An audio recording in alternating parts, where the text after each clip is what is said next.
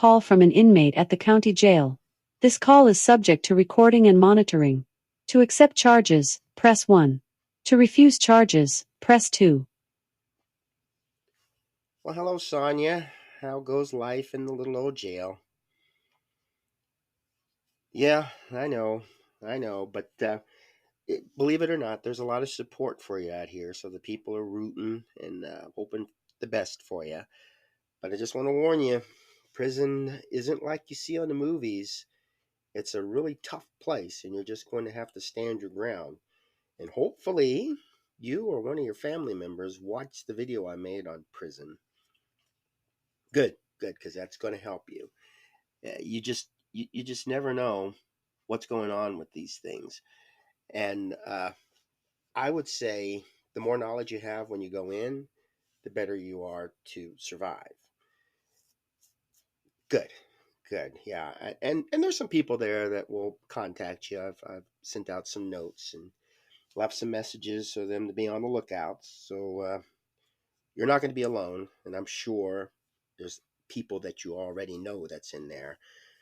But be careful who you trust because there's a lot of people in there just for themselves.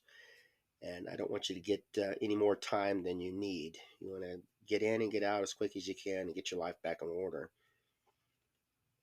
All right. Well, like I said, there's a lot of people out here who support you. So don't think that we're going to abandon you just because of things that we hear. Rumors are rampant in that place, and there's a lot of drama.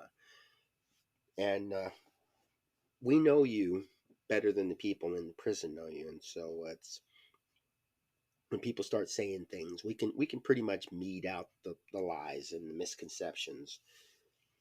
Yeah, that's right. And as long as you're in communication, I don't like the fact that they can use communication against you. That is sort of a punishment, but we're still working on it, and maybe we can fix it so that they'll never block phone calls and never block e-messages and never block mail. There is absolutely no reason to do that unless you specifically say you don't want to talk to some people. And we understand that completely.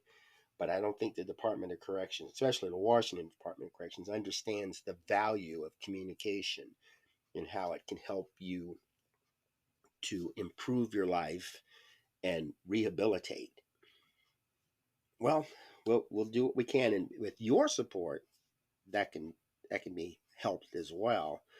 But it's a tough fight because these people just think you guys are a bunch of idiots and need to be punished instead of rehabilitated and that you're human beings with rights. They don't quite understand that.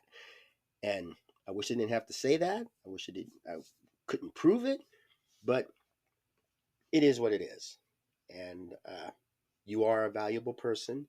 You have rights, and you need to speak out when things are going wrong because you could wind up maybe being harmed or picking up some kind of disease or quite possibly having a bunch of lies told about you and then you're getting more time. So it's just, we really got to be careful on that. But a big thing that I'm concerned about is contraband. Now, you think being in prison, you can't get cigarettes, alcohol, uh, cocaine, marijuana. It's in there. And they use the system and it can even bribe or manipulate prison officials. You have 60 seconds remaining. And so while you're thinking that you have these rights and these things are working in your um, corner, there's certain people that may have something against you or seeking some kind of revenge. I don't know. Could use this to their advantage. So definitely keep an eye out for that. Oh yeah, yeah. It's definitely um, clear cut. You'll see that stuff in there. And I don't want You have to 30 seconds remaining. broadcast names over the phone, but there are people, and maybe I can ask some of the folks in there to give you the names of some of the folks to watch out for. Good, Good. Yeah. And as long as you don't get involved in that. All right. Look, I'm going to trust you on that. Well, okay. Well, good luck with everything and be on the lookout. Don't let your guard down. Good. Good. Yeah. And definitely pay attention to that video. That will help you out. Thank you for using Inmate Call. Goodbye. Well, hello and welcome to AQS Inmate Call. I am your host, Joel Wilborn. And in this episode, I'd like to discuss the contraband that goes into prisons. Now, I've personally witnessed a lot of contraband, let's say, methods in the state of Washington. I don't have a lot of faith in the Washington Department of Corrections because once again, like I said before, fentanyl is a very dangerous drug. And there was a prison official who actually touched fentanyl and got sick and had to receive immediate medical attention, which upset a lot of the people who were incarcerated in the women's prison. But to have fentanyl just roaming through the halls of a Washington state facility is downright scary. And I'm going to do what I can to stop that. I know the prison is making some efforts, but it could do better because when you have a secure facility like that, your chances of success are greatly improved, but they're just dropping the ball. And I don't know why. So that's something that I'm going to be fighting until there's some kind of progress made, and that could for years. But in the meantime, I'm a little concerned about the incarcerated people in the state of Washington or across the country because we're seeing news reports of people getting overdoses or committing suicide or escaping. These are things that should raise a red flag, and if we forget about it, then it's never going to be dealt with, and it will continue. So we have to constantly keep this in the news. This isn't like one of those school shootings where the only time people talk about protecting schools is when a bunch of people die. This is something that happens each and every day. And a lot of the facilities don't broadcast it, and they should. I know it's bad stuff, and nobody likes to broadcast bad things about their organization. But if you're going to stop it, you have to ask for assistance. And the public and legislatures and the press, these can be valuable allies, especially when they know that the prison is making an effort. But to discover it after the fact, that's not good. Now, to give you an idea of what's going on, let's say I was out with Paula Gardner, Tommy. We went to a marijuana store, and she wanted to get some marijuana that she had received while in prison. So she walks into the store and she asks the bud tender about some juice or some liquid marijuana that she had received, and he did the best he could. He was showing her some product that he had, and she was saying, no, that's not quite what it was. I was in prison and I got this stuff. And he said, say no more. And he pulled out exactly what she was looking for. So I was able to buy that for her, and she was quite happy. And she was also into the marijuana gummy bears. And so it got me to thinking, there's things that goes on in these prisons that is common knowledge. The fact that this guy was able to pull out the product that she was looking for by her simply saying it was smuggled into prison, that right there is not good. But it's a fact. And it's going to continue because the prison isn't listening to the people that are doing this. Now, for some odd reason, prison officials think those who are locked up in the prison are just worthless human beings who have no right. Now, one of my friends said when she was in prison guard was upset that people were calling him a guard. He said, if I'm a guard, it means I'm guarding things that are valuable. And there's nothing valuable in a prison. That hit home for her. She was upset about that. But that's the way they see people who are inmates. Now, those of you who know people who are locked up or were locked up know that a lot of these incarcerated people or ex-cons are smarter than us. Some go to prison in a young age and they're taught things in prison that they apply when they get out, and they can use these skills and they can grow these skills and teach them to other people. And then through trial and error, they learn to perfect these things. Now, Brittany Favre said she went to prison and she was smuggling in some drugs. So she went through and they were doing a strip search on her, and she's standing there naked, and they asked her, "Open your mouth." And she had the drugs in her mouth, so she didn't want to open her mouth.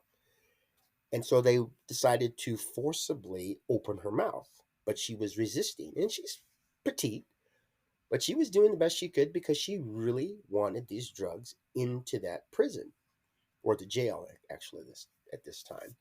And so other guards came in, grabbed her, held her down, they forced her mouth open, and they took the drugs out. And but when she got into prison, I would visit her, and they would go through and they would do strip search on her way out and keep a close eye, and I was quite impressed. But drugs do get in. And so she was able to get the drugs that she needed. And in some cases, she was able to get prescription drugs that people were getting and they didn't want anymore. And the prison, they didn't follow up on anything. So her drug addiction wasn't curtailed just because she was locked up. And out on the street, she's a pretty good dealer. And I learned quite a bit from her. Would the Department of Corrections want to learn something from her? No, because they think she's an idiot. This woman is very skilled at buying and selling drugs. And most of the problems she has deals with driving with a suspended license. They're not arresting her for drug dealing because she's clever. She knows how to beat the system. And I admire that. So rather than learn from her, the law enforcement agencies, the Department of Corrections, they're just pretty much turning a blind eye. And that's not good for the community, but those who go to prison. There's one woman, she got out. I was trying to help her get her life back in order, but she made more money and she was happier in prison. So she commits a crime, goes back to prison, and she's into selling drugs like there's no tomorrow. She knows how to do it. So if a person wants to smoke a cigarette, have a drink of alcohol, prison doesn't stop that. It can, but it doesn't. And why? I don't know. Now, smuggling contraband into prisons is a significant issue that correctional facilities worldwide strive to prevent. Contraband can include items such as drugs, weapons, cell phones, tobacco, and other prohibited goods. Here are some known methods that have been used to smuggle contraband into prisons. Visitors and inmates. Body cavities. Inmates or visitors may hide contraband in body cavities to avoid detection during searches. Clothing and personal items. Contraband can be sewn into clothing, hidden in shoes, or concealed in other personal items brought during visits. Correctional staff.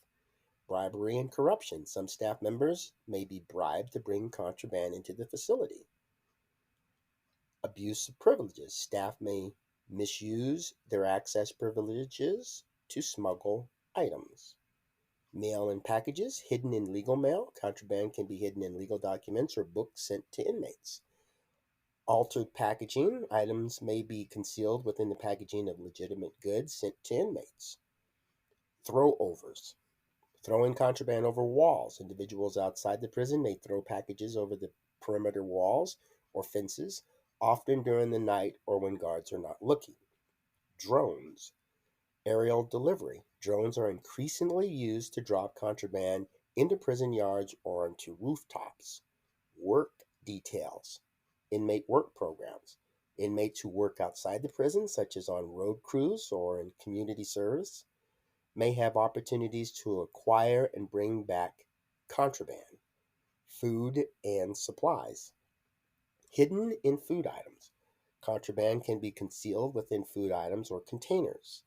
Supply deliveries. Contraband may be hidden in deliveries of food, laundry, or other supplies. Construction and maintenance. Contractors and maintenance workers. Individuals who come into prison for construction or maintenance work may smuggle in contraband. Technology. Cell phone signal boosters. Devices that boost cell phone signals can be smuggled in to improve communication with the outside world. USB drives and SIM cards. Small electronic items can be easily hidden and smuggled in. Mail and correspondence, hidden in letters. Contraband can be hidden within the pages of letters or an adhesive of envelopes. Photos and stamps. Contraband can be concealed behind photos or within postage stamps. Now, this thing about the postage stamps. The Washington State Prison, they're now taking photocopies. So if I send a letter, and let's say I put drugs in the stamp, and when the inmate gets the letter, pulls off the stamp, licks the adhesive on it. Well, if I were to do that, the Washington State Correction Center, they'll they won't send the stamp or the envelope which has the adhesive on it to the inmate. They'll just make a photocopy of what's inside. So if I send pictures, which can be licked, they'll take a photocopy, and I'll get letters and messages from the inmates saying, "I got your card today, but it was a photocopy." I'm not going to complain about that. That's a good idea because putting things in the adhesive of envelopes and stamps, that's clever. And that's something that these, what they consider idiots, came up with. So as long as they keep treating the incarcerated people as a bunch of buffoons, this practice is going to continue. Because once you stop them with one method, they're going to continue on with another. I've learned a lot by simply sitting and talking with the people. I live roughly 5 hours away from the women's prison. And when I go pick somebody up and bring them back to my area, I could talk about a lot. And I'm still in contact with a lot of folks who got out. I'm giving them encouragement, trying to mentor them, trying to keep them out of prison. And for the most part, it works. But what I find the most valuable is how things are smuggled in. And the things I've listed is rampant, especially with the prison officials. During COVID, we couldn't visit. And so for us to smuggle in drugs was pretty much impossible. All we could do is video and letters, email, but the drugs were still in there. I would talk to the inmates and like, oh, this person is using drugs or this person had an overdose. That clearly shows that visitors weren't dragging in the drugs. They were either thrown over the fence, the wall, or smuggled in by prison officials. Prison officials can make, I knew of one at a local prison that was making about $4,000 a week. Now, this is in addition to their regular pay. So that kind of stuff goes on regularly and can be prevented. Because let's face it, if prison officials like the guards or counselors or even contractors like correctional industries, if these people are smuggling in drugs, what's wrong with doing a search every time they go in? You could have drug sniffing dogs in the area. Now, of course, when they're bringing in weapons and cell phones, maybe even tobacco, that's a little different, but they're getting in.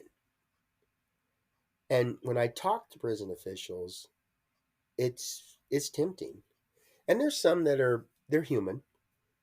They have maybe they got to break up in their family or in their relationship, or they're just looking for love. And these women, or even men, know how to manipulate the system. And when people are being trained to be a prison guard, they're taught that a lot of these folks can't be trusted. Some take it to the far extremes, but for the most part, they're they're just thinking that they're better. They got this attitude that these folks that are locked up deserve what they're going through. I can even hear that in comments when I post stuff. They knew what they were doing, and I'll remind people that you're in prison and it's not going to be comfortable. And that's part of the reason that people are treated the way they are or treat folks the way they do. Now, again, my friend was telling me that she had a prison guard that she just did not like. This woman would constantly give her a hard time. And one day she just confronted her. Why are you doing this? And her answer showed that she really cared, actually. She was saying that she did not want anybody to want to come back to prison. And once they got out, the hell that they went through in that prison was enough to keep them away. And in some cases, that does work. Now, of course, in Dublin prison in California, they were sexually abused. That was a crime. And that is a deterrent, but that's not the right way to do it. But this guard, she was using her authority properly. She was just a regular. She was by kind of by the rules, very strict, and so she would be very verbal when she would catch a person, and kind of put them through a long process. But she knew she was giving up this little thing about they're going to like her, and it was very hard to manipulate someone like that, or to get that person to smuggle in any drugs. And I like that kind of attitude, as opposed to the Dublin, which was actually very, very poorly abusing their privilege. Now, I've seen the Washington State Correction Centers, well, actually, the Washington Department of Corrections, I've seen them misuse their authority. They misuse it with me, which is good because I would much rather them come after me because I can take them to court. I can attack the system a lot easier than the people who are locked up. And a lot of them, when they came out, they would tell me, if just we didn't want to lose our good time, we didn't want to be thrown into the hole, we didn't want to be written up, and they didn't want that reputation of having, I guess, humiliation or something out there, and these rumors that would start. And I would tell people, I would tell, well, the officials, I don't want you retaliating against these people. They're telling me stuff that's going on in there. I'm broadcasting it, and then you're retaliating. I would much rather them attack me, and so I don't mind. Plus, the Washington Department of Corrections loves to give away money, and so why not? I could just take them to court, get some money because of all the abuses that they do. But I want it to be broadcast. I want this information to get out so people can see what's going on in there. And there's a lot of folks out there, a lot of listeners here that like to hear what's going on inside the prison. And this is a good way to get it out.